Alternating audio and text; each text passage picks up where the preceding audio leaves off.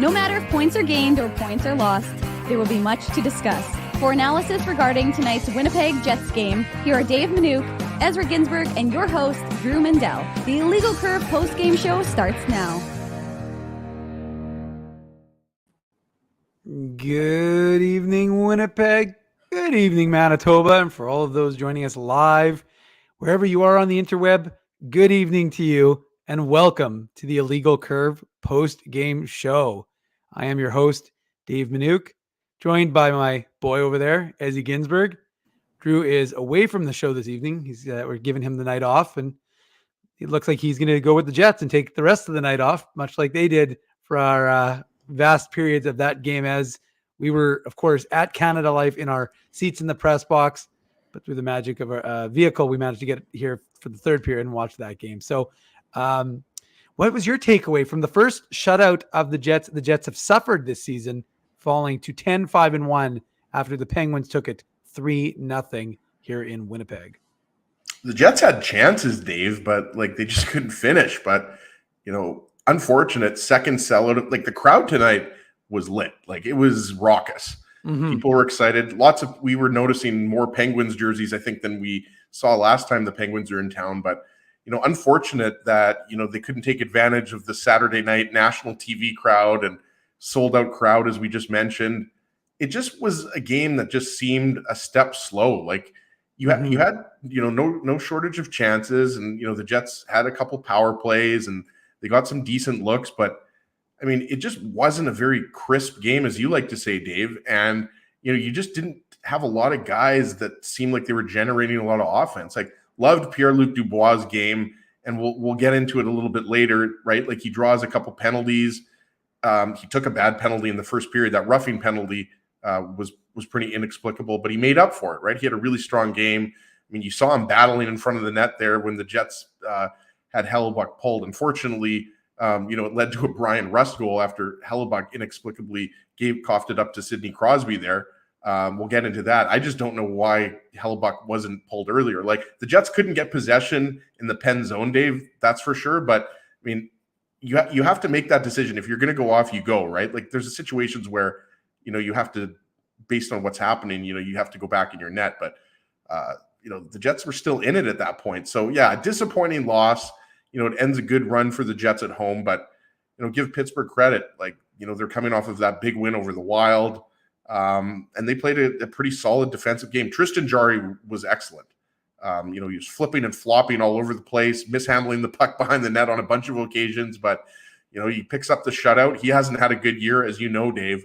And as Penguins fans know, sub 3 goals against average, sub 9 save percentage. So look, this was just not a very good hockey game. The Jets, I wouldn't say played poorly, but they also didn't play that great. So, a tough loss, but you kind of have to flush one of these games, right?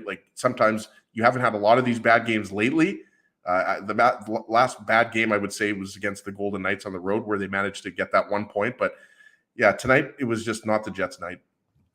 Well, I mean, and as it's interesting because if, it's not that long ago that we were starting the Illegal Curve hockey show, just about 12 hours ago. And now we're starting our second show of the day. But, we ended the show on the Saturday talking about the Nikolai Ehlers news, of course, the fact that, he'll have sports hernia surgery next week and, expected out. They expect him back for this season, but the expectation is that he could miss 6 to 12 weeks of the regular season. And I thought, talk about a game where you could have a guy who's a zone entry machine on your squad. You could really use a guy like Nikolai Ehlers. And tonight's game, I thought, was one of those because the Jets really they didn't attack with speed. And I think that's one of the things you observed and said to me. So I'm now stealing it from you. But I think it's a good point. I think that was one of the things we didn't really see from the Jets today was gaining the zone with speed. And whenever they did attack, the Penguins lined up. The Penguins didn't really allow the Jets to gain access to the zone. So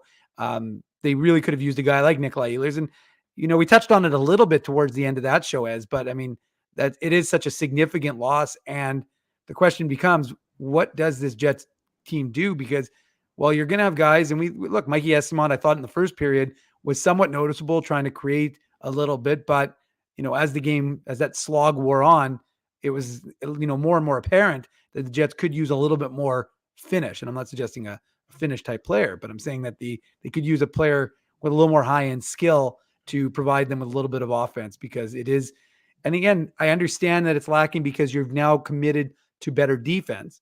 So when you're one of the best teams in terms of goals against in the NHL, we knew that was going to come with, a bit of a sacrifice, and that was going to be some of the goals that you've scored. And you look at Pittsburgh, as we discussed on the show this morning, they're like 64 goals for, before the game, and 62 against, or something along those lines.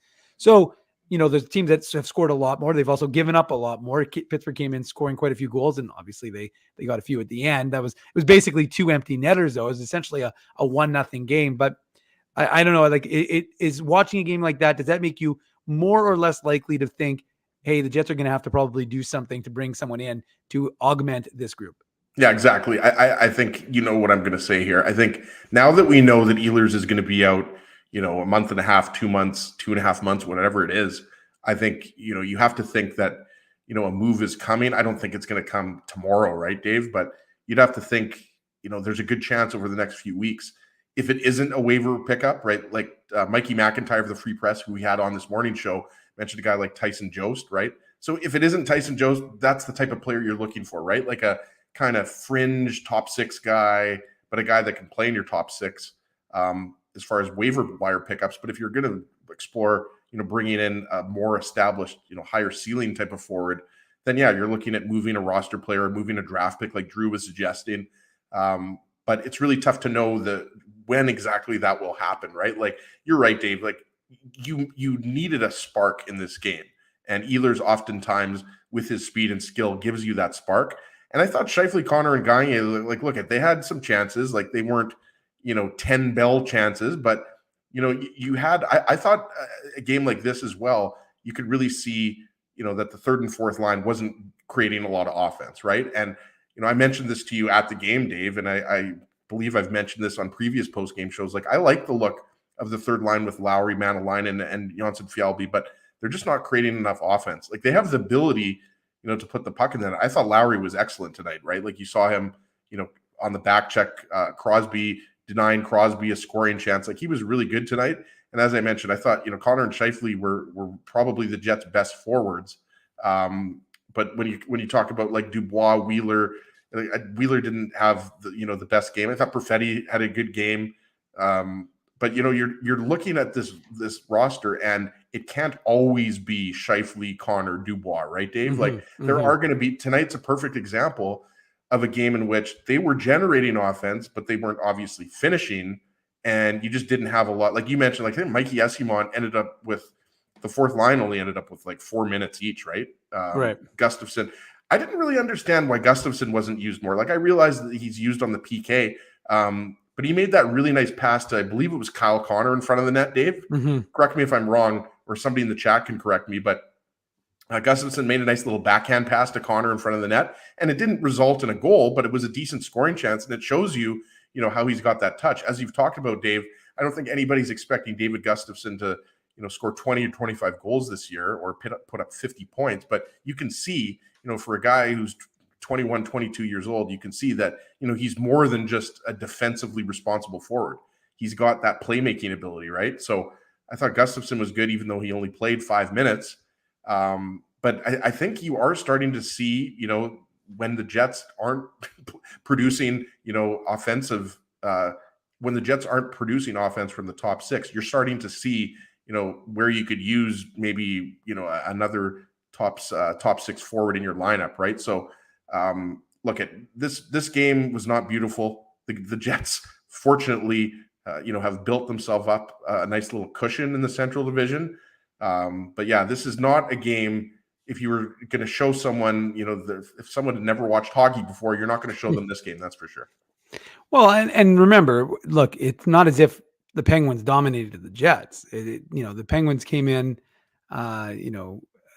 I think that their numbers, as correct me if I'm wrong, but whatever, they had a losing record the last 10. Obviously, I think they'd won 3 of their last 10. That would have changed with tonight's game, but right. Yeah, but they were coming off a win over Minnesota, but yeah, they're a very they're right in the middle of the Eastern Conference standings. They're not in Right, the playoff spot right now. Yeah. But yeah, they've been, I would say, a very mediocre first 15 or 16 games of the season. Yeah, and but I was going to say is that it's not like Pittsburgh dominated the Jets. I mean, it was a 1-0 game for all intents and purposes, and if you look at the analytics, right, the high danger chances were, I think, 9 each, and like it was essentially the very similar numbers for both teams. So realistically, this game could have gone either way. And one of the things I think the Jets didn't do enough of was they didn't create enough chaos in front of Tristan Jarry, and that's I mean, how many times did we look at each other and we're like, you're not scoring on an NHL goaltender. Like Cole Perfetti, has a good shot, but he would have been better served a couple of times to just shoot it into the feet and hope he gets a deflection goal. Very few rebounds, very few second chances. Yeah. And it's just right into the chest, and Jarry's like saving that every day of the week. So, and remember, he's not even coming in with a lot of confidence, but I think the way the Jets took advantage of their shots, it gave him the ability to kind of build himself up and feel good about his game. So, a tough circumstance for the Jets, but I do think that's one of the things that they could have, done a little bit better, was tried to create a little bit of confusion in front of Tristan Jarry and really, allowed for their group to get some rebounds, because as a result, they didn't, and it killed a lot of the momentum. Well, and give, the thing with Pittsburgh is like, whether or not Pittsburgh, makes the playoffs or goes very far. I mean, the thing is, the Penguins seem to always make the playoffs. That's the thing. They rarely miss the playoffs in the Crosby, Malkin, Letang era, right? But, you forget, not you, Dave, but some people forget, right? Like, Malkin and Letang, it wasn't a given in the offseason that they were coming back, right? There were some question marks whether they were going to bring the band back together, right? Mm-hmm. So when you bring in a guy like Jeff Petrie, from Montreal, like, I mean, this Penguins team is not going to be just happy with, getting close to the playoffs. Like, this is a team that they want to go far. And right now, as they're constructed, I can't see them going very far in the playoffs, Dave. Mm-hmm. But, you look at that defense and, it's big and it's mobile, right? Like, you've obviously got Chris Letang and Brian Dumoulin, who've been with the Pens for a long time. But Marcus Pettersson, Jeff Petrie, Jan Ruda, like, these are big boys. Yeah. And I agree with you when you say, like, there wasn't a lot of net front presence for the Jets. It was a lot of, get the point, get the shot back to the point, or, shots that Jarry didn't give up a rebound. Mm-hmm. You didn't see a lot of magic down low. And you were seeing that quite a bit against Anaheim, right? Like, you were seeing those down low type of plays working. And so you give Pittsburgh a little bit of credit, even though they're, pretty mediocre. As I mentioned, mediocre is, I guess, my word of the night here, Dave. But, it is a big defense. And, you've still got, Crosby and Malkin and Gensel, Brian Rust. You've got Jeff Carter in the 3C spot, even though, Carter is not looking like the same player that he once was. Yeah. But, good for him to continuing his, NHL career with the Pens. But it wasn't a very solid overall game for both teams. But the Jets just weren't getting a lot of second chances. And even though they had some high danger chances, it was just one of those games where they didn't have it. And, you got to move on to the next game and, kind of flush this one, as I said earlier. Well, and as before we get into the Betway game recap, which won't have a very long one, because unlike some games, there might be the shortest one we've done. Yeah, they're not a ton of goals to discuss. I thought what we should mention, because I like to mention things that we notice in the arena. First of all, you're right. I think the second sellout of the season for the Jets, and you are 100% right in the sense that the atmosphere in the building, I don't know if it was evident to those who were at home watching on television, but it was a joyous atmosphere. Maybe it was a Santa Claus parade that took place on Portage earlier in the afternoon, but people were in a festive mood. There was a lot of excitement. You could feel a little bit of a buzz. Maybe that was carryover from Thursday, Ezzy, but it just felt like, oh, this is Saturday Night Hockey. Let's get rolling here. And the one thing I wanted to point out that I really liked was, and I've never seen this before on one of these Hockey Fights Cancer games, because it's actually not even the Jets Hockey Fights Cancer night. I think that's at the end of the year, at the end of November when they play the Avs.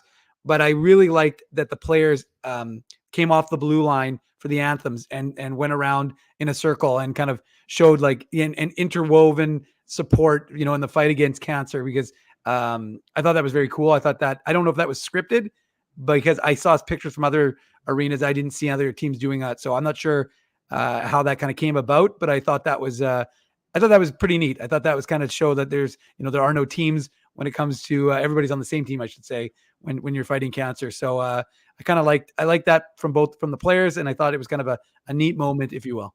Absolutely. True North did a great job with that. The NHL does a great job with their Hockey Fights Cancer events. And yeah, it was the energy was you could feel it. You could definitely feel it tonight. And it was one of those games where the play on the ice didn't match the energy in the crowd, right? Like it just didn't. And, even though Pittsburgh is one of those teams that, again, you kind of look at and you say, okay, the Jets are better than this team, but the Jets are without Ehlers and Barron and Appleton and DeMello, right? So like the Jets are hurting a little bit, whereas the Penguins are a little bit healthier, right? So yeah, good on them for getting the win. But it was one of those games where you kind of thought to yourself, like, when are the Jets going to turn this on here? And even like I was telling you, when we came back here and we're watching the game, like, it's like, okay, the Jets are going to pull the goalie with 3.5 minutes left, and they're going to tie this game up. And I couldn't understand how there didn't seem to be enough urgency, with 3 or 4 minutes left in this game. And that's easy for me to say because the Jets were scored on with the empty net and they lost the game eventually. But it just, they couldn't get the puck deep there, and Hellebuyck couldn't get off. And then, he was about to get off, and then we know what happened on the empty net goal where he coughed up the puck to Crosby. So Ezzy, don't ruin the recap. We've only got 3 goals to discuss. So I mean, and 2 of them are basically empty netters. So if you're giving it away for free right now, it's no good. I forgot about the third empty netter. I mean, the third empty netter was like, okay, what was it with 2 seconds left or something like that? So yeah, I mean, again, the Jets have had a nice run, especially at home. Yeah, and like I don't think you can really extrapolate too much from this game in terms of things are really wrong with the Jets, because they could have easily, that they weren't getting the bounces. Sometimes you have to just say that, right? Like they weren't getting the bounces. Was it the first period when it was, I believe it was Connor took the shot and the puck was just sitting there. Remember that? And the ref didn't blow the whistle. You thought Jari had it covered up. Like it just was one of those nights where the puck wasn't bouncing for them, and they just weren't getting as many grade A scoring chances as they were against Anaheim. They were getting shots, but a lot of them were, from 10, 15, 20 feet away. Right. So, I wouldn't be too worried. I still think you're happy, where you're at after 16. Well, let's get into it, Ezzy. Let's get into the Betway game recap, which is brought to you, not surprisingly, by Betway, one of the most trusted voices in sports betting, both in Canada and all around the world. Betway is the sports betting app that puts you, the customer, at the forefront. With a large selection of betting options in sports, as well as strong promotions and fair odds, what are you waiting for? Head on over to Betway and bet your way. Must be 19 years or older to play. Please play responsibly. Well, Ez, I mean, if you were betting on goals, you weren't making any money, because it took all the way to the third period, 53 seconds exactly into the third period before a goal was scored. And it was a bit of an unfortunate one, a bit of a, I think Jason Zucker caught Connor Hellebuyck a little unaware. Maybe he wasn't expecting that puck to come back to Zucker and to take that shot. But they score 53 seconds into the third period of a 0-0 game and break the scoreless. It wasn't scoreless. It was a score of 0-0 to take a 1-0 lead for the visitors. Yeah, I know you always hate it when people say scoreless. Yeah, I mean, that was a nice little give and go with Jason Zucker or Zucker. I always forget which one it is. Zucker's a guy that seemed to always score when he played for the Wild, if you remember. Remember, he scored right off of a faceoff. Yeah, that's going back probably 5 or 6 years now. But yeah, it was just a nice give and go, and it was a well placed shot. Like the thing with Zucker is like that's why they brought him back, right? Like is because he's a guy that has the speed, and that's the way the Penguins like to play. Even though the Penguins did not look like a fast team tonight, with the exception of a few guys. So yeah, it was a really nice give and go with Malkin. And we talked about, Malkin had those 2 chances in the first period where he looked like he was going to score. And that, to me, that was Hellebuyck's best work, was late in the first period there. I think there was about 4 or 5 minutes left when Malkin got those chances. Crosby got the chance when he stole the puck from Morrissey and went in. So, should Hellebuyck have saved that? Sure. But it's easy for me to say that to a guy who, right now is probably the front runner for the Vezina Trophy, right? I think he is probably, at the very least, Hellebuyck has been a top 3 goalie, so far this season. So should he have had it? Yeah, but that's a pretty decent shot from Zucker. Well, and we should mention also, as like one of the things that wasn't really going was the power play, right? They had a couple of looks. It seemed like power play 2 might have had the better ones. Pierre-Luc Dubois continues. Going back to the second period, because we have to talk about something in this game, but that's one of the areas that the Jets really do need to kind of get going. That's where you're going to build your success. Because if it's not going 5-on-5, how are you going to do it? Pierre-Luc Dubois takes the first penalty of the game, and then he draws 2 others. And that is one of the things that Pierre-Luc Dubois seems to be very effective at in his game, is getting under guys' skin and drawing penalties. And I even on the play where, he drew the penalty, tapped the puck to himself, managed to try and get a play, try and create something. He did seem to be kind of dragging the Jets into that fight, as they like to say. But that's one of the things that we are seeing more and more from Pierre-Luc Dubois, is his ability to draw penalties throughout the course of a hockey game. Yeah, and we talked about it, a couple minutes into the show. Like, that was a bad roughing penalty. Obviously, the Penguins didn't score on the power play, Dave, but he made up for it, right, by drawing penalties. He could have probably drawn another, couple penalties. And yeah, like he for me, he was probably the Jets' best forward, or one of the Jets' best forwards tonight. And that's to be expected. He is a veteran on this team now. It's not, even though he's only 24 years old, I believe he's 24 years old, 24, 25 years old. He's a veteran. And, he's expected in that 2C slot. He's what you're going to get out of him. And, we kind of talked about it. That line wasn't their best night, but you could see Cole Perfetti was trying to create offense.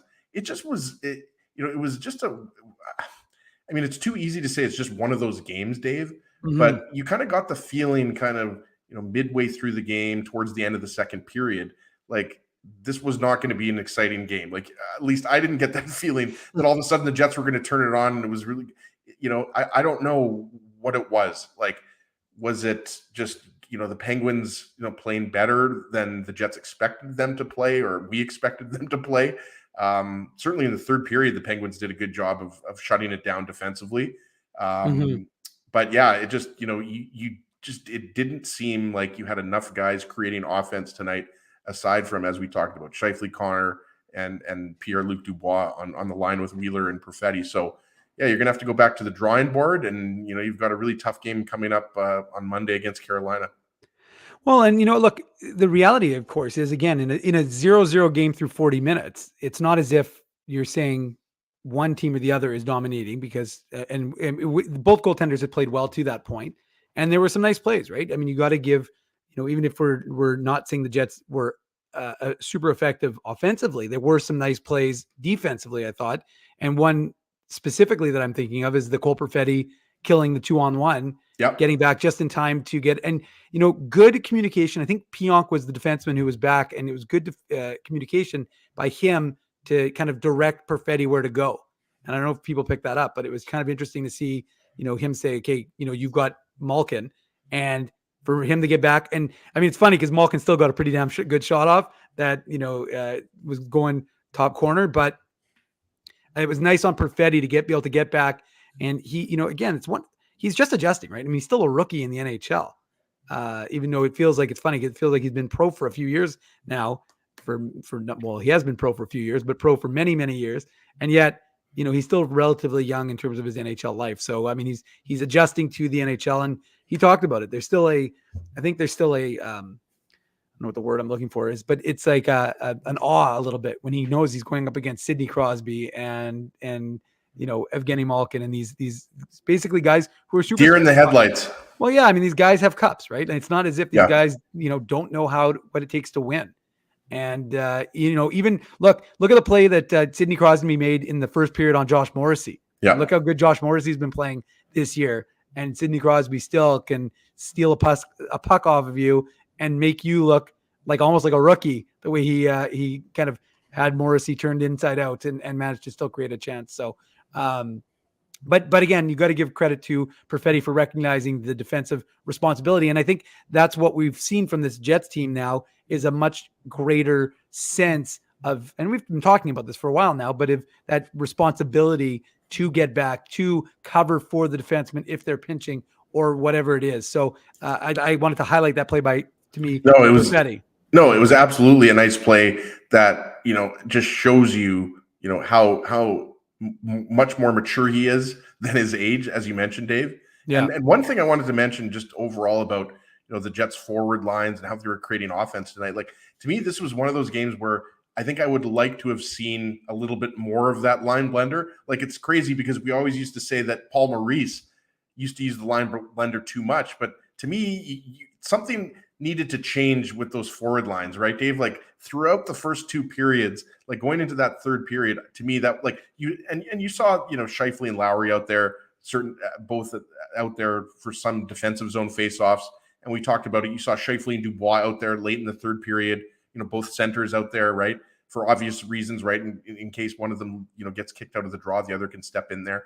But there was just something tonight that was not clicking. Chemistry is a word I've seen a lot in the chat.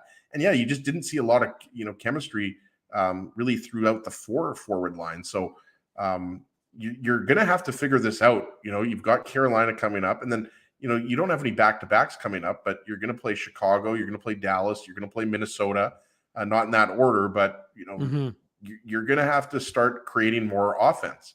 It's not as big of a problem when you play a team like Anaheim, arguably the worst team defensively in the league. They are dead last when it comes to standings. We all, saw how, the Jets could have had 4 or 5 goals in that game if it wasn't for John Gibson, right? Mm-hmm. So that's one thing I would have liked to seen a little bit more, the old Paul Maurice line blender, just to get, something going. Because, with the exception of 3 or 4 forwards, like, we mentioned Kyle Connor was good tonight.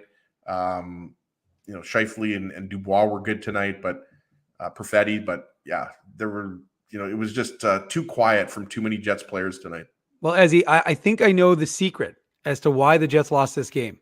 And I'm going to credit Mike McIntyre of the Winnipeg Free Press, because Mike tweeted out, the Jets are 6-0 when they do not sell out the building. They are 0-2 when they do sell out the building. So stop going to Jets games, fans. You've got to stop going to games, because clearly that is the difference. The other sellout. Oh, no, sorry. So what was the other sellout then? I'm assuming the Leafs game. Right. Yeah. I thought the home opener against the Rangers was a sellout, but obviously not. No. But no, because they won that game. Right. Both Saturday night games too, they lost. There you go. The other thing coming from our friend Murat Ates of The Athletic, Josh Morrissey said Pittsburgh shut down things in the neutral zone and Winnipeg didn't do well enough to get through. Well, I would think that's a pretty good assessment. That's one of the things we talked about was definitely in the third period. I noticed that. Yeah. Throughout the game as well, but in the third period, they were putting up the old German wall, like you saw, in the Olympics, right? Where you just have, like 5 players back at the blue line. Yeah. But yeah, good, give Pittsburgh credit. And that's the thing too, Dave, like they were just a little bit more desperate, just a little hungrier, I thought, in certain parts of the key parts of this game, right? So, they, like I said, Pittsburgh is a team that I don't think is going to win the Stanley Cup. I don't even think, they're going to, get to the conference finals or the second round. But I wouldn't sleep on them, because that's what they do. They always get into the playoffs. So, maybe this is going to be kind of, a rallying point of the season for them. Well, they're feeling good about themselves. They've got back-to-back victories now, and maybe they'll be able to build on that.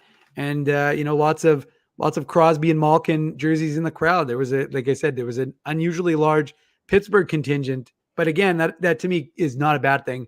The thing that confuses me, I mentioned this on Twitter and to you, was the fact that, the number of people who are wearing jerseys that have nothing to do with the teams that are playing are in the building and sitting across from us in the press box from where we could watch. Whereas a guy wearing a Leafs jersey, there were 3 Habs jerseys. And I don't get it, Dave, because if you're a Leafs fan, for example, right, and you're going to watch the Jets and Penguins, like, why not just not wear your Leafs jersey? Like, that's what I mean. Let's see what the chat. That's what I'm wondering. I'm wondering what the chat philosophy is. I feel like I really don't care. Like, wear whatever. No, I don't think it's like want. Come to the game naked. I really don't care. But the thing is, like, I just don't get it, because you're not watching the team the jersey you're wearing, right? Like, it's just an odd kind of thing. Is it a David Putty? Like, you got to support the team? Like, I'm just confused. Yeah. So, and the funny thing is that actually, because the Jets do that during the during the commercial break, they'll do like jersey fouls, like, why are you here kind of thing. And there was a guy wearing a Golden Knights jersey, and we think a Kings one. They showed it up quickly. So we're not entirely certain. But what would you see? Vinny's saying support your team no matter what. So maybe people just feel that, hey, if you got to rep the brand, you're going to wear it. I mean, I like it, Vinny. All right. That's there you go. There's the answer. Vinny's giving it to us. There we go. So, Earl would wear a onesie. I've got a Fireball onesie if you want, Earl, that you can throw in there. So we've got that one. That'll be for a special post game. I think I was going to wear that. Wasn't I going to wear that as on the Halloween post game show? I believe so. Yeah. Yeah, I think I forgot. So now it's got to sit in the closet for another year. Anyways, we got to get back to this game recap. Oh, and one other notable fact, since there really weren't that many about this game, was the fact that Kyle Connor was playing in his 400th NHL game. And, it like I said to you, and Malkin 999. Was it? Okay. Well, and it's funny because to me, I feel like it was just yesterday we were watching Kyle Connor play at the University of Michigan and, getting hosed by not winning the Hobey Baker, but, just dominating pretty much every game for the Wolverines. And now, we've seen him quite a few nights doing that here for the Winnipeg Jets in the NHL. But, him already playing 400 games is unbelievable. Yeah, I would agree with that. And, coming off of the hat trick, he followed it up with a really solid night. It just didn't go in for him, right? Like, yep. We could sit here and analyze, some of his best scoring chances. I probably wouldn't remember them, to be honest with you, but it just, there were just not enough second chances and just not, enough offense throughout the lineup in general, right? Mm-hmm. So we talked about, some of the chances that Scheifele and Connor had and Dubois had, but it just, they didn't go in for them tonight. And, that's going to be the case in an 82 game season. You're not always going to be able to score 4 or 5 goals, right? So, yeah, I wouldn't be too worried about it. I mean, Carolina is a very good defensive team. But these guys aren't intimidated by, I think, anybody. Like the veterans of this team aren't intimidated by any one team in the NHL. So, I wouldn't be too worried about, the game on Monday or, the road trip coming up. It's just, yeah. Well, it's the first time the Jets have been shut out. We're not used to it this year, but it's a game in which, you're going to have to just forget about that one. Well, we went from 1 goal in the first minute of the third period, and then it took a significant amount of time for there to be another goal. Of course, I think there was about a minute 34, if I recall correctly, left in the game when the Pens got their second goal. The assists go Brian Rust, Sidney Crosby, Connor Hellebuyck. Obviously not really Connor Hellebuyck, but it was again, it was kind of an unusual situation. And you were talking to me and you were saying like the Jets don't seem to have any urgency in trying to tie this game. And, you look, when it's a 1-goal game, you don't need to pull your goaltender with 5 minutes. There's lots of time in the game to try and get some sort of momentum and then get your goaltender out when you've created that momentum. But at the same time, you need to have that urgency, that desperation. And we saw it, right? We saw it at the line. The Jets were trying to penetrate. They couldn't. The Pens, stood 5 across and really weren't giving the Jets the opportunity to gain access to the zone. But at the same time, as you and I were talking about it, like there just didn't seem to be a plan with Connor Hellebuyck to get him out of the net. And then when they finally did, he gets left in no man's land. And, with Sidney Crosby, the guy who's going to receive that puck, I mean, there's almost nothing that's going to. Did Hellebuyck not see him there? Like, I don't know if Hellebuyck, like he spun around and backhanded it right to Crosby. I don't know. I don't know what happened there. That was a very bizarre goal. And obviously like a gimme for Zucker, right? But who was it? Zucker? No, it was Rust. Who got the first? Yeah, it was Rust that got the first. Yeah, Zucker got the first goal. Rust got the second. Sorry, yeah, Rust got the second. I should know, Dave. There were only 3 goals scored in this game, but it's been a long weekend. But even though there's still another day to it, but I think that the Jets have to take a little bit of blame, not just Hellebuyck on that goal for not getting possession and not getting control of the puck, so Hellebuyck could cleanly get to the bench. And again, we're not going to spend too much time on this. I just thought Hellebuyck should have been off. He shouldn't have even been on the ice at that point. He should have been off the ice a lot. There was a dump in. It was a soft dump in, and the Jets didn't have control, but it was deep enough that Hellebuyck could get out of the net. So, I mean, in that particular case, I just think, everything went wrong there, and the Jets just couldn't get anything established in the pen zone. But yeah, miscue, and Hellebuyck continues to struggle playing the puck. It's the one area of his game that he struggles with. I still think he's the best goaltender in the league right now, but playing the puck just isn't his strong suit. Definitely not. And of course, the Jets tried to call a timeout, tried to create a little bit of pressure. And I'm not going to ask you to break down the empty net goal with 4 seconds to go, but that was insult to injury, Ezzy, to end that contest for the Jets. And like you said, it's one of those games you just didn't have it going, and you have to, throw it out the window. And you've split the 2 games so far at home, and now you're looking to do better against Carolina and the homestand. Put this one in the poubelle. That's right. And no, Alan, for the record, I did not forget. Alan's jumping ahead. See, that's the thing. Alan's saying that I forgot to put in the code. Well, actually, I did, Alan. Technically, I did do it. I'm going to do it during the commercial break. But you shouldn't be guessing anyways. It doesn't really matter because technically the postgame show isn't on till right now, and when it is, the illegal curve contest is running. So right now, the old one is still in effect. We'll have the new one. There'll be a new word. You'll get your points. Hey, look, if you sat through that game and you've sat through the illegal curve hockey show earlier this morning, and you sat through the illegal curve post game with Ezzy and I for the first 36 and a half minutes so far, we appreciate that. We're going to give people bonus points. Actually, I'm going to make this one worth 15, not 10 entries. So bonus points for everyone. We also have a Tough Duck toque to give away. So yeah. Stay tuned for that. So the Jets lose. They fall to 10-5-1 on the regular season, and they will face the Carolina Hurricanes on Monday. Ezzy and I have lots still to say, so don't go anywhere. Spend your Saturday night with Ginsburg and Manuk. Smash the like button while you're waiting. Enjoy the commercials from our commercial sponsors, which are coming up on the Illegal Curve postgame show. Jerry Seinfeld, Chris Rock, Jon Stewart, Dennis Miller, Brad Garrett, the biggest acts and all the up-and-comers. They've all made their mark at Rumors Comedy Club, North America's longest-running independent comedy club. Rumors has kept Winnipeg laughing for over 25 years. When was the last time you laughed out loud? Make it a great night out with friends or book your office or birthday party, even a fundraising event at Rumors. Get all the details and dates on upcoming shows at rumorscomedyclub.com. He winds up. Oh, looks like Ezzy took that one right in the choppers. A blistering fast puck hurts like HE double hockey sticks. That's why I let the pros at Linden Market Dental Center turn my yow into wow. Get your brilliant smile back with state-of-the-art restorative and cosmetic dentistry from real pros. And remember, always wear a mouth guard. Now that's solid on ice advice. Learn more at lindenmarketdentalcenter.com. Creating smiles for life. Whoa, Ezzy, everything okay? You look stressed. Of course I'm stressed. We're moving, the house is upside down, the kids failed miserably at packing the fine china, and my life is in chaos. Chaos! Yes, that does sound like a problem. What am I going to do? Ezzy, relax. Rolly's Transfer Moving and Storage is the answer. With 60 years of experience in moving Manitobans and a track record of exemplary customer service, one call to Rolly's and your stress is gone. No job is too big or too small. Just visit Rollies.com and they will take it from there. Thanks, Dave, and thank you, Rollies Transfer Moving and Storage, online at Rollies.com. Dave, my man, why are you in the car already? It's hours until game time.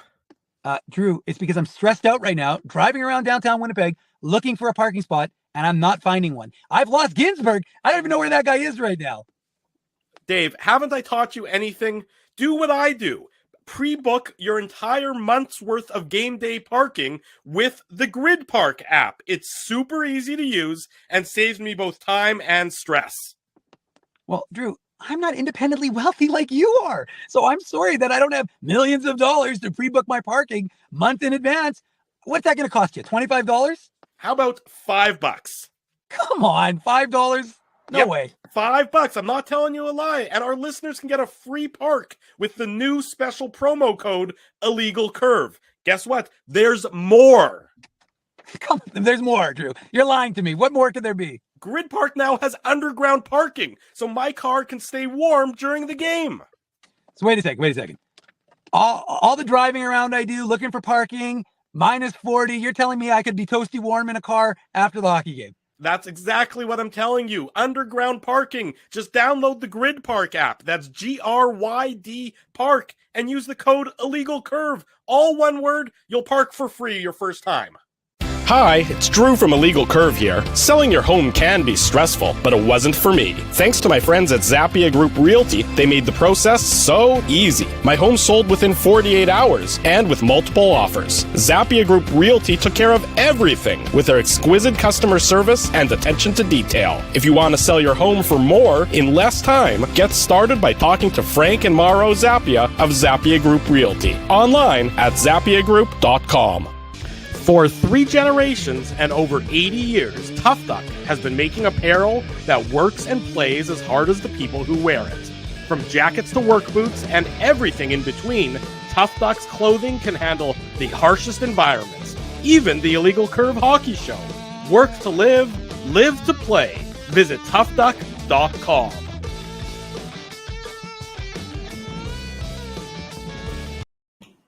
Welcome back to the Illegal Curve post-game show. I'm Manuk. He's Ginsburg. We're talking Jets 3-0 loss, first shutout of the season against the Pittsburgh Penguins. Sid the Kid is in town.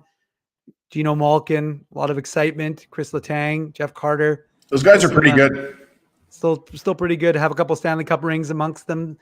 So that's not a bad little contingent that folks got to see. And we'll just end. We obviously the Betway game recap. Well, we have to do the Betway game recap. Was brought to you, of course, by Betway. As it's simple, fun, and safe to bet with Betway. So head on over to Betway and bet your way. You must be 19 years or older to play.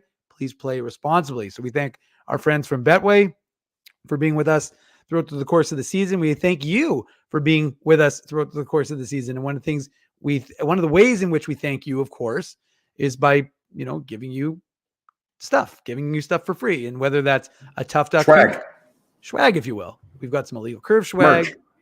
Merch. That's also a word we use for it as. So we've got the Tough Duck let's go in different order. As we're going to go Tough Duck hardest hitting comment of the day. And I've got it highlighted, or I had it highlighted. Now it's disappeared on me. Hold on. Here we go. Here you're going to read the Tough Duck hardest hitting comment. Absolutely. Lots of good comments. We like it. A lot of people, I think, overreacting a little bit. A lot of people saying this is just one good game. I like this one because Hugh Wachenko here says, I think in a lot of years, this type of game would worry me. Not so much this year, though. I added the though. Jets still got chances, played well defensively, just couldn't finish, still optimistic for the year. I like that comment, Hugh, because I agree with you. And I think I saw someone else, point out that the Jets were at 21 points after 15 games last year, and they were at 21 points in 15 games, and now that they lost 3-0 to Pittsburgh, the downward spiral is going to begin. I think that's completely ridiculous. Hellebuck was not playing this good at this point last year. Yeah. The Ehlers injury does worry me. Don't get me wrong; it does worry me a lot. But I do think that the Jets, when they get guys like Barron and Appleton back, that's going to help. But they are going to have to get some more offense from guys like Cole Perfetti and Blake Wheeler and, guys on the third line, Adam Lowry, guys like Saku Manalainen. And so like that comment from Hugh, very optimistic. It was a very negative feeling after that game ended, but I think you still have to remember that the Jets are 10-5-1, so they're doing pretty good. So Hugh, send me an email, Ezra, EZRA, or EZRA if you're American, at illegalcurve.com, or you can slide into my DMs, ICSEG on Twitter, because Twitter apparently hasn't been shut down by the evil genius Elon Musk yet, so you can do it that way. And Hugh, Tough Duck will send out a toque to you directly. So thank you, Hugh, for participating and the moment you've all been waiting for. Alan beaconed me a little bit in the chat because he said it was too easy. Well, Alan, usually I have this, I'm calm, cool. Drew's doing stuff. I've already done this well in advance. But, we had a lot going on today. There was a lot of work I was doing. So I wasn't able to just quite get it that quickly, but I'm giving you bonus points because I did it late. So the unique code word for the Illegal Curve contest is, this is a hard one, Sid the Kid. So Sid the Kid will, because like I said, the 2005 first overall pick is still a joy to watch, even if he is a 17-year, well, maybe not 17 years, but He's been in the league a long time, and he's still an enjoyable player to watch, and he still can do so many things. And so, he is still Sid the Kid. People are like, oh, now he's 35, 36 years old. He's not Sid the Kid. No, he's always Sid the Kid. Come on. That's right. Yeah, for sure. And so, hey, if you put that in, you know what? You get the chance to win merch for the Illegal Curve contest. And we've got authentic jerseys. We've got Jets hats. We've got Jets t-shirts. So if you want to win, and you sometimes get a visit from me, if that's kind of an extra bonus. I'm not doing the rural ones. I've done a couple of, unfortunately, the Winkler and Morden ones have gone by mail. I'm not sure about the Carmen ones. I know we've got some folks who listen from Carmen. Carmen's a little bit closer. I could probably do Carmen. Pop in, see Eddie the Eagle Belfour, who was always nice enough when my uncle was an artist, and he would draw.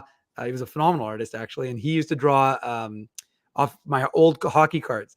And he was a teacher out in St. Leon, and so he would drive out and he would drive through Carmen, and I don't know how he knew where the Belfours lived, but he would stop at the Belfours and he would leave it, and Eddie the Eagle Belfour signed it. So always appreciative of he knew Eddie where the they Eagle. lived, Dave, because when you go to Carmen, you just ask someone. Well, it does say the home of Eddie the Where Eagle are the Belfour. Belfours? Yeah. So Shout Eddie out the to Eagle Pembina Valley. There you go. Actually, I was just hearing some good Eddie the Eagle Belfour stories. Anyways, getting back to the contest, though, as we got to finish off the winner. The winner was Spencer Sutton. So Spencer Sutton, you are the winner. Boy, Spencer. You are the winner of the Illegal Is Spencer Curve contest. watching, though? That's what we need to know. That's what we always like to see. We always Spencer, like to see are people you in the there? chat. I didn't see Spencer chit-chatting, but I generally do see Spencer in the chat. So we will have to. We've got his info. We'll get a hold. I was going to say, but you don't have to be. You don't have to. Darwin, don't worry about Drew. Well, Drew is away from the show. It's just Ginsburg and Manuk. We're going to get some. We still got some things to go, but no Drew tonight. Anyway, Spencer, you don't. But again, you don't have to be in the chat. But just make sure you enter, because that's the only way you can win, and you get authentic merch, and it's a lot of fun, and we have a lot of in Bones We Trust. He or she says, I'll take one jersey, please. Well, you can. You just have to enter the contest. Hey, actually, I'm pretty sure In Bones We Trust hasn't contacted me now that I think about it. Oh, the Tough Duke. Yeah. Tough Duke. Yeah. In Bones We Trust. Send me an email, Ezra@illegalcurve.com. Send me your mailing address and phone number, because I don't know which game it was, the Chicago game, the Montreal game. I'm not sure. But In Bones We Trust, I believe we picked as the hardest hitting comment winner. I don't think he's got a hold of us yet, or she, I should say. So yes, yeah, get a hold of us, and we'll send you a toque. But just remember, guys, this is a cumulative contest. So you can continue to enter, and we've got, like I said, you can retweet new things almost on a daily basis. And so there's always ways to gain more entries. And look at Bailey. Bailey's got 82 entries for the contest, and so that's what we like to see. I think Bailey's going to win soon. I just have that feeling. Like, Bailey's active in the chat. Bailey wants that merch. I think it's going to happen. That's the only way you can win, as he is, by being active. Well, no, you don't have to be active in the chat. We appreciate that. And speaking of chat and being active, one of the things we always love, when you comment. So if you can write comments on the YouTube videos, if you can write comments, this is when I'm asking a personal favor for the 100 of you who are currently joining us on your Saturday night.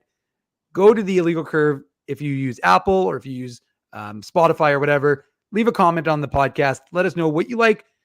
You don't have to tell us what you don't like. You can maybe just message Ezzy or I. But, like I said, give us a rating. Do that. We appreciate that kind of thing. That always goes a long way. And so, it's been a long day. It's been a lot of hockey talk, but it's never too soon to do this. Put on your antlers. It's time for the Manuk Moose Minute on the Illegal Curve Hockey Show. I wasn't sure if you were going to squeak that in. I thought you were going to wrap up there. I was getting a little bit nervous. I was contemplating. And in fact, why I was delaying was because the Moose and Stars are currently in overtime right now. So one of you will have to. Manuk Moose Minute? Yeah, this is actually, and it's funny actually, because there's actually a minute 33. Actually, should I just pull the game up on my phone and we can all watch it together, and I can just, do a little color, pretend like Daniel Fink is beside me and I'm doing my pedantic analysis in the Moose broadcast booth? Sure. I probably shouldn't do that for other reasons. But anyways, quickly, because of course it's been a long day, Ezzy, and I know folks are going to go to Kenny and Rennie, who are probably doing the post game show. But Kenny live from Regina, right? He is in fact live from Regina. So the Moose got off to a very fast start in Texas. much like yesterday, as scoring on their first goal, first shot of the game. Greg Morales, his first of the year on the first shot of the game, 18 seconds into the first period. So they got the memo. They wanted to have a quick start, and that's just what they did. And then they kept coming with the same sort of, well, the memo still applies. And Wyatt Bongiovanni, the college signee, he had his third of the year on the second shot of the game for the Moose. Nice work by 2020 second rounder Daniel Torgerson. He kind of did all the heavy lifting on that one, got it over to Wyatt Bongiovanni, who was in front, and put it into the empty net. And then a couple of minutes after that, 2 minutes and 9 seconds to be precise, Alex Limoges, he scores his fourth of the season. Nice move, very similar almost to Jeff Malot's, kind of walked out. Texas kind of 5 guys standing and watching Alex Limoges walk right in front of the Stars net and put it into the top corner to make it a 3-0 game. Moose have 3 goals on about 5 or 6 shots, 4:22 into the first period. And you're thinking to yourself, well, the Moose are cruising, and this is kind of the Moose pattern, right? Lose the first game of the series and win the second game. But Texas woke up, and Texas played the Moose very well yesterday, and they continued to do so. And they scored 2 goals in under a minute late in that first period to make it a 3-2 game. And I think they outshot the Moose like 17-4 or something, 17-6, sorry, in that first period. So you're thinking to yourself, okay, well, now this is going to go the other way. And it didn't for the second period. Neither team scored. And then in the third period, Texas scored again to make it a 3-3 game and send it to overtime, which is where it is with 10 seconds to go as in overtime. So it looks like, unless something crazy happens, that this game is going to go to a shootout, which would be, I believe, the first.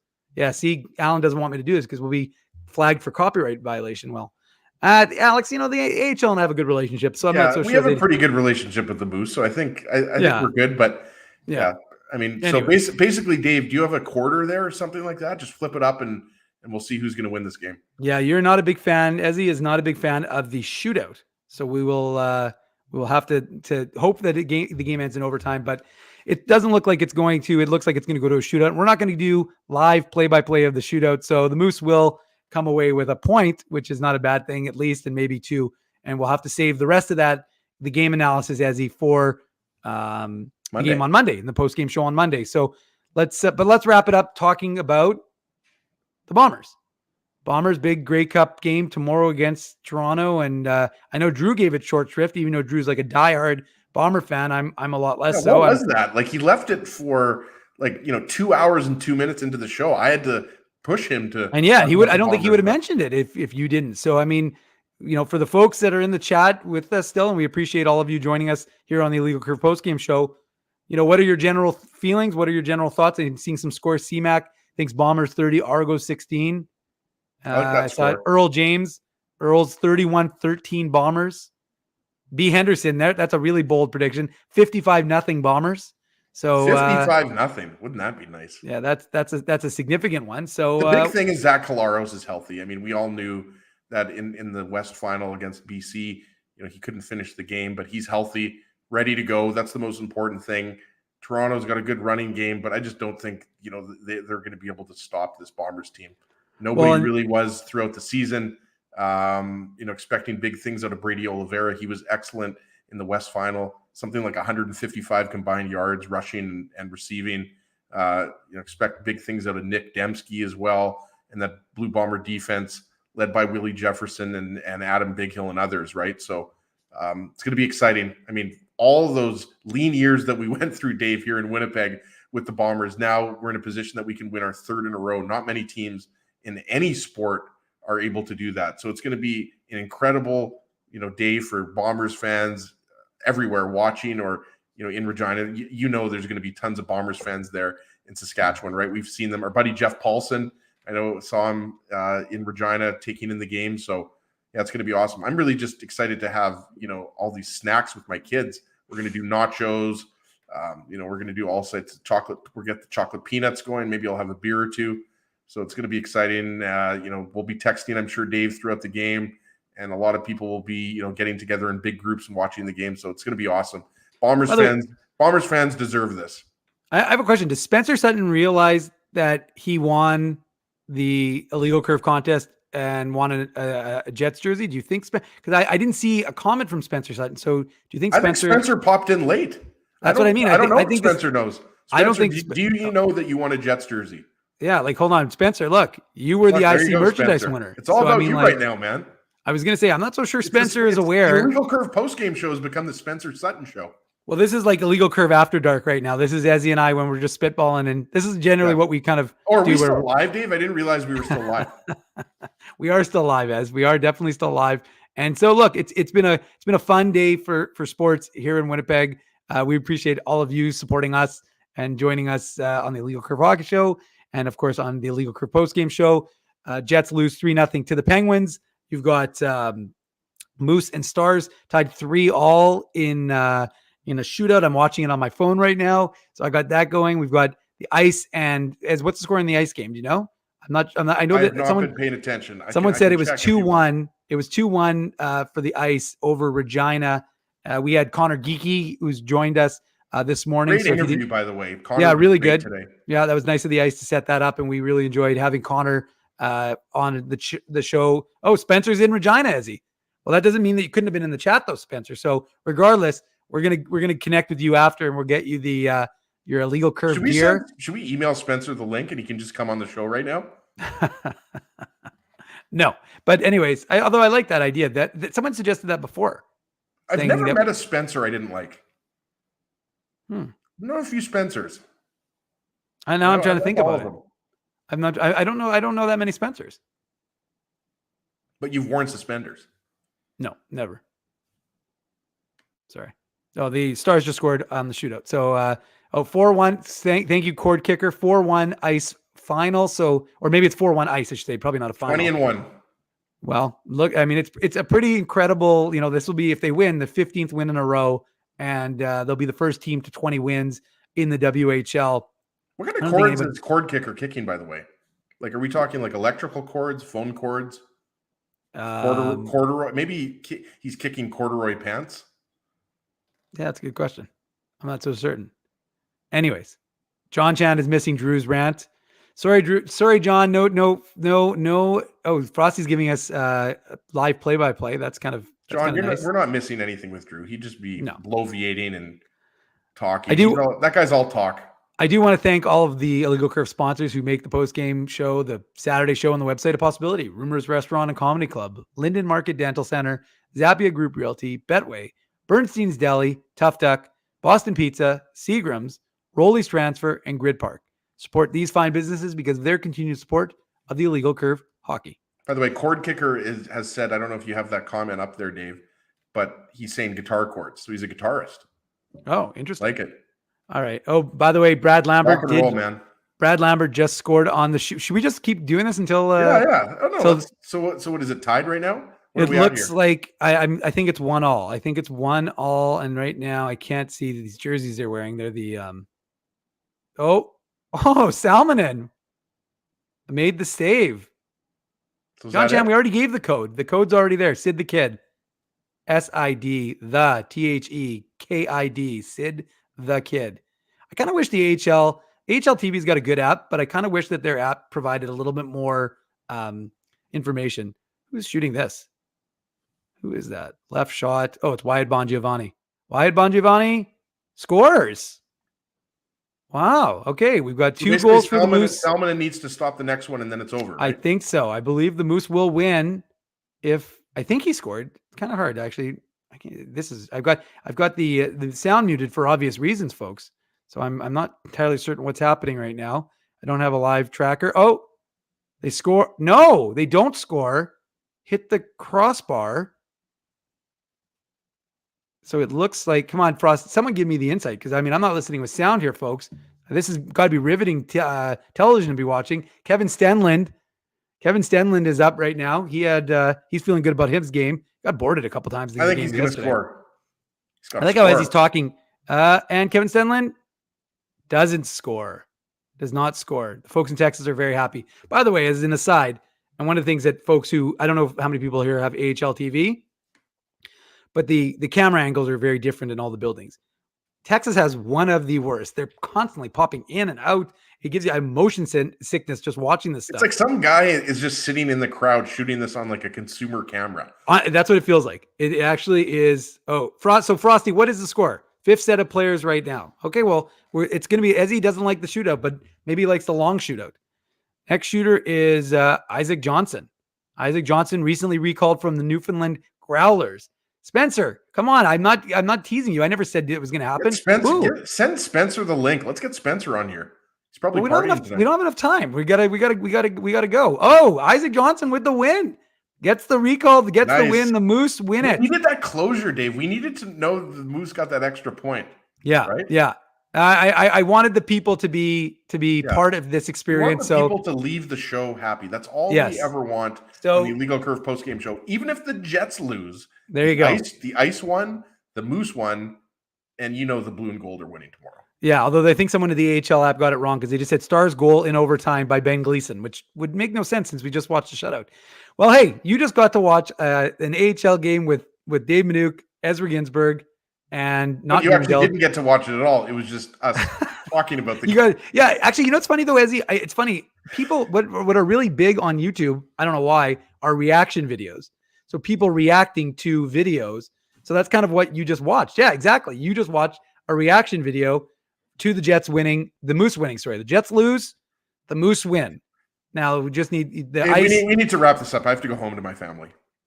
Yes, there you go. Okay, well I don't need any more incentive than that. Ezzy's giving me the heave ho, folks. So congratulations to Spencer.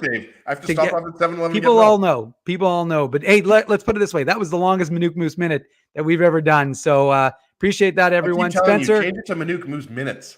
Yes, it is the minutes. So, anyways. Thank you all for joining us on your Saturday night. We really appreciate it. This has been the Illegal Curve Hockey Show, the Illegal Curve postgame show. The Illegal Curve Hockey Show was obviously earlier. Make sure you smash that like button. Make sure you check us out on the podcast. You can download that.